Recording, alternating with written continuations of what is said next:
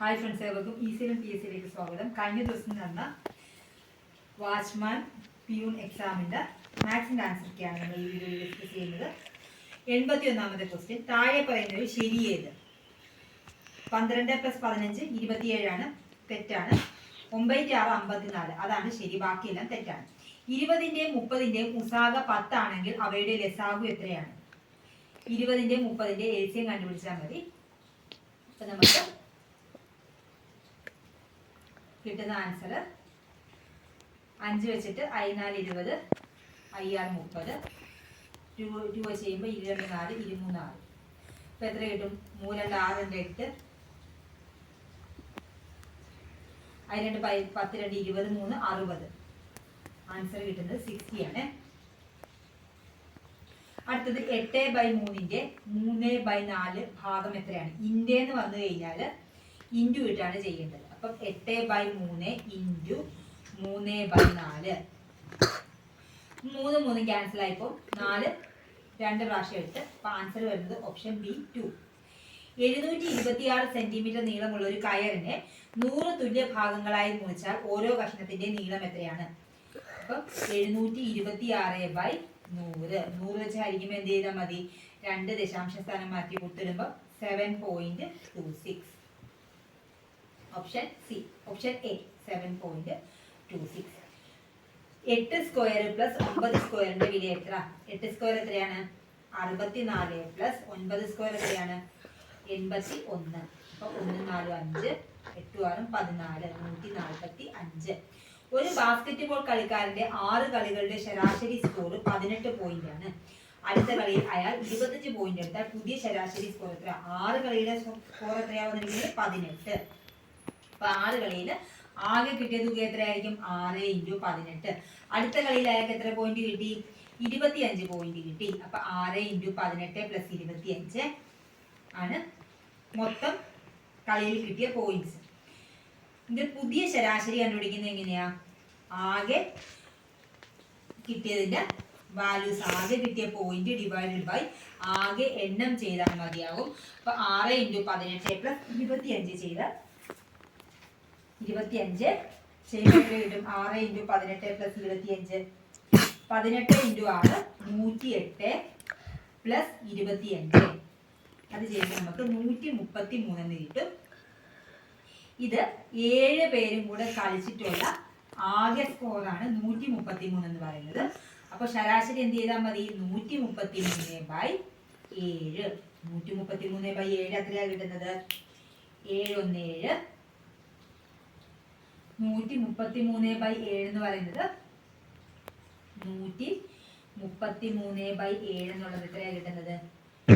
ഒരു പ്രാവശ്യം 7, 9 7 63, 19 ആണ് ആൻസർ ആയിട്ട് വരുന്നത്. √64 + √100ന്റെ വില എന്ത്? √64 എത്രയാണ്? 8. √100 എത്രയാണ്? 10. അപ്പൊ എത്രയാണ്? 10 + 8 18. ഒരു വ്യക്തി 1200 രൂപയ്ക്ക് വാങ്ങിയ ഒരു വീട്ടുപകരണം 1500 രൂപയ്ക്ക് വിറ്റു എങ്കിൽ ലാഭശതമാനം എത്രയാണ്? ലാഭശതമാനം നമ്മൾ എങ്ങനെയാണ് കണ്ടുപിടിക്കുന്നത്?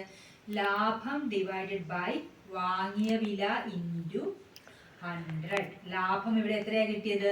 ഇവിടെ കിട്ടിയ ലാഭം 300 രൂപയാണ്. വാങ്ങിയ വില എത്രയാണ്? 1200 രൂപയാണ് വാങ്ങിയത് ഇൻറ്റു 100. അപ്പൊ എത്ര വരും? 4 വരും. 100/4 എന്ന് പറയുമ്പോൾ എത്ര വരും? 25%. ചിത്രത്തിൽ അടയാളപ്പെടുത്തിയിരിക്കുന്നത് കോൺ കാണുക എന്നാണ് പറഞ്ഞിരിക്കുന്നത്. ഇവിടെ തന്നിരിക്കുന്ന ഇത്രയും ഭാഗം ബാഹ്യ കോണുകളുടെ ആകെ തുക എത്രയാണ്? ബാഹ്യ കോണുകളുടെ ആകെ തുക 180 ഡിഗ്രി ആണെന്ന് നമുക്കറിയാം. അപ്പൊ നമുക്ക് ഒരു കോൺ 130 ഡിഗ്രി ആണെങ്കിൽ ഇപ്പോഴത്തെ എത്ര ഉണ്ടായിരിക്കും? ബാക്കിയുള്ളത് 50 ഡിഗ്രി ഉണ്ടാകും. നമുക്കറിയാം ഒരു ത്രികോണത്തിന്റെ ആകെ കോണുകളുടെ അളവുകളുടെ തുക എത്രയാണ്? 180 ഡിഗ്രി.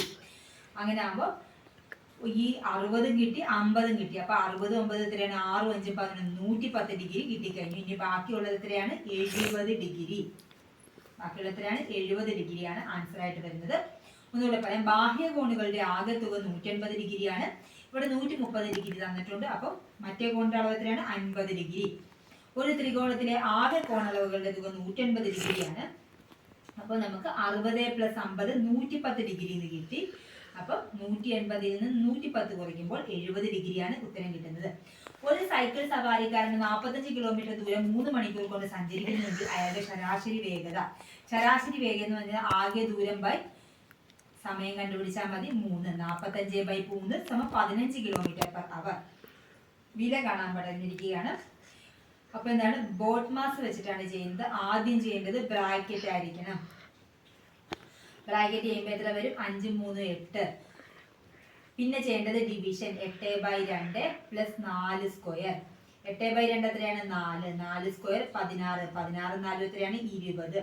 താഴെ തന്നിരിക്കുന്ന ശ്രേണിയിലെ അടുത്ത സംഖ്യ ഏത്? ഇവിടെ 2 2 4 6 6 6 12 12 8 20. അപ്പൊ 4 6 8 വെച്ച് ഇനി അടുത്ത വരുന്നത് എത്രയായിരിക്കും? 10 കൂട്ടി വരുന്ന സംഖ്യയാണ് വരുന്നത്. അപ്പൊ 20 + 10 = 30. താഴെ തന്നിരിക്കുന്ന സംഖ്യകൾ അഭാജ്യ സംഖ്യകളുടെ സെറ്റ് തിരിച്ചറിയുക. അഭാജ്യ സംഖ്യ എന്ന് പറഞ്ഞു കഴിഞ്ഞാൽ ആ നമ്പറും ഒന്നും മാത്രമേ ഫാക്ടേഴ്സ് ഘടകങ്ങളായിട്ട് വരത്തുള്ളൂ. അങ്ങനെയുള്ള നമ്പർ ഇത് മാത്രമേ ഉള്ളൂ. 2 3 5 11. 0 ഏത് തരത്തിലുള്ള സംഖ്യയാണെന്നാണ് ചോദിച്ചിരിക്കുന്നത്? പൂർണ്ണ സംഖ്യയുമാണ്, രേഖീയ സംഖ്യയുമാണ്. 1 3 ശരിയാണെന്നുള്ളതാണ്. എണ്ണൽ സംഖ്യ അല്ല. 0 ഒരു അഖണ്ഡ സംഖ്യയാണ്. താഴെ പറയുന്നതിൽ ഒറ്റയാനെ കണ്ടെത്താനാണ് പറഞ്ഞിരിക്കുന്നത്. ഒറ്റയാന ഏതാണ്? 36 എന്ന് പറയുമ്പോൾ 6ന്റെ സ്ക്വയർ, 25 5ന്റെ സ്ക്വയർ, 49 7ന്റെ സ്ക്വയർ. ഇതാണെങ്കിൽ സ്ക്വയർ ഒന്നും അല്ലാതെയാണ് വരുന്നിരിക്കുന്നത്. അപ്പൊ 28 ആൻസർ ആയിട്ട് വരുന്നത്. താഴെ പറയുന്ന അക്ഷരങ്ങളെ അർത്ഥവത്തായ രീതിയിൽ ക്രമീകരിച്ച് ഒരു ഗണിതശാസ്ത്രപരമായ ഉപകരണത്തിന്റെ പേര് കണ്ടുപിടിക്കുകയാണ്. പ്രൊട്രാക്ടർ. സീതയ്ക്ക് അവളുടെ മകന്റെ 3 മടങ്ങ് വയസ്സ് പ്രായമുണ്ട്. അപ്പൊ സീതയ്ക്ക് എത്ര പ്രായമുണ്ട്? 3x. അപ്പൊ മകൻ എത്ര ഉണ്ടായിരിക്കും? മകന്റെ 3 ഇരട്ടി പ്രായം എന്നാണ് പറഞ്ഞിരിക്കുന്നത്. സീതയ്ക്ക് 3x ഉണ്ട്. സീതയുടെ മകന് സണ്ണിന് എത്ര വയസ്സുണ്ട്? എത്ര പ്രായമുണ്ട്? x വയസ്സ്. രണ്ടുപേരുടെയും വയസ്സുകളുടെ തുക 60 ആണ്. അപ്പം x + 3x = 60. ഇപ്പൊ എന്ത് കിട്ടും? 4x 60 ആണെങ്കിൽ x എത്രയായിരിക്കും? 60 ഡിവൈഡഡ് ബൈ 4 സമം എത്ര വരും? 15. ബസ് സ്റ്റാൻഡിൽ നിന്ന് 10 AM യാത്ര തിരിക്കുന്ന ഒരു ബസ് 1 PM അതിന്റെ ലക്ഷ്യസ്ഥാനത്തിൽ എത്തിച്ചേരുന്നുവെങ്കിൽ യാത്രയ്ക്ക് എടുത്ത സമയം എത്ര? 10 മണിക്ക് യാത്ര തിരിച്ചു, 1 മണിക്ക് എത്തി. 11 12 1 3 മണിക്കൂർ കൊണ്ടാണ് ഡെസ്റ്റിനേഷനിൽ എത്തിയത്, സ്ഥലത്തെത്തിയത്. 3/2 കിലോഗ്രാമിന്റെ 10 മടങ്ങ് എത്രയാണ്? ഇന്ത്യ എന്ന് പറയുമ്പോൾ എന്തായിരിക്കണം? അതിനെ ഇൻറ്റു ചെയ്താൽ മതിയാവും. ഇൻറ്റു 10. അപ്പൊ 10 5 10. എത്ര കിട്ടും? I3 15. 65 പേരുള്ള ക്ലാസ്സിൽ സിദ്ധാർത്ഥ് മുന്നിൽ നിന്നും 37ാമതാണ് എങ്കിൽ പിന്നിൽ നിന്നും സിദ്ധാർത്ഥിന്റെ റാങ്ക് എത്രയാണെന്നാണ് ചോദിച്ചിരിക്കുന്നത്. അപ്പോൾ 65 - 37 + 1 എന്ന് വരും. അപ്പൊ കിട്ടുന്ന എത്രയായിരിക്കും? 65 - 37 28 വരും. 28 + 1 29. നിങ്ങൾക്ക് ഇത് ഉപകാരപ്രദമെങ്കിൽ തീർച്ചയായും ലൈക്ക് ചെയ്യുക, ഷെയർ ചെയ്യുക, സബ്സ്ക്രൈബ് ചെയ്യുക. Thank you for watching.